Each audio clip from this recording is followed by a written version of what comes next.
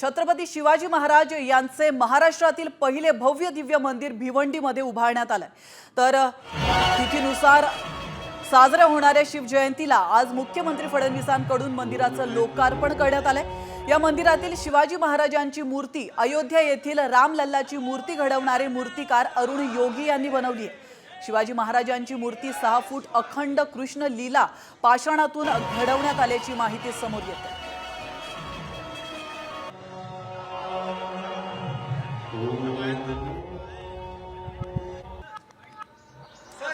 तर आपण या दृश्यांच्या माध्यमातून पाहू शकतो अतिशय भव्य दिव्य असं हे मंदिर आहे।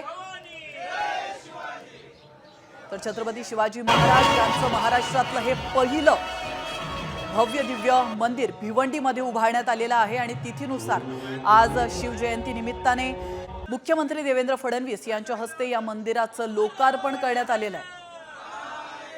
तर या मंदिरातील शिवाजी महाराजांची मूर्ती अयोध्या येथील रामलल्लाची मूर्ती ज्यांनी घडवलेली आहे ते मूर्तिकार अरुण योगी यांनीच बनवलेली आहे। शिवाजी महाराजांची मूर्ती 6 फूट अखंड कृष्ण शिला पाषाणातून घडवण्यात आल्याची माहिती देखील समोर येते।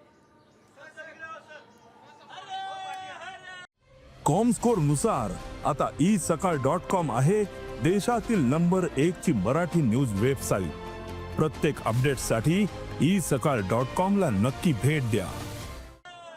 भिवंडी तालुक्यातील मराडेपाडा येथे छत्रपती शिवाजी महाराजांच्या मंदिराचा आज लोकार्पण सोहळा पार पडलाय। तसं पाहायला गेलं तर महाराष्ट्रातील राज्यातील हे पहिलं छत्रपती शिवाजी महाराजांचं मंदिर आहे। शिवक्रांती प्रतिष्ठानच्या वतीने 7 वर्षांपूर्वी या मंदिराच्या निर्माणाचं काम हाती घेण्यात आलं होतं। याच ठिकाणी 7 वर्षापूर्वी या मंदिराच्या भूमिपूजन सोहळा हा तत्कालीन पालकमंत्री एकनाथ शिंदे यांच्या हस्ते घेण्यात आला होता। त्यानंतर आत्ता तब्बल 7 वर्षांनी या मंदिराचं आज लोकार्पण मुख्यमंत्री देवेंद्र फडणवीस यांच्या हस्ते करण्यात आलं आहे। एकंदरीतच हा संपूर्ण परिसर जर पाहिला तर आज शिवप्रेमींनी पूर्ण फुलून गेलेला पाहायला मिळतो। हे संपूर्ण मंदिर हे तब्बल 1.5 एकर जागेत उभारण्यात आलेलं आहे। तटबंदी तसेच 42 फूट उंच प्रवेशद्वार, मंदिराच्या तटबंदीवर 36 चबुतऱ्यांवर छत्रपती शिवरायांच्या जीवनातील प्रसंगाचे विविध देखावे साकारलेले आहेत।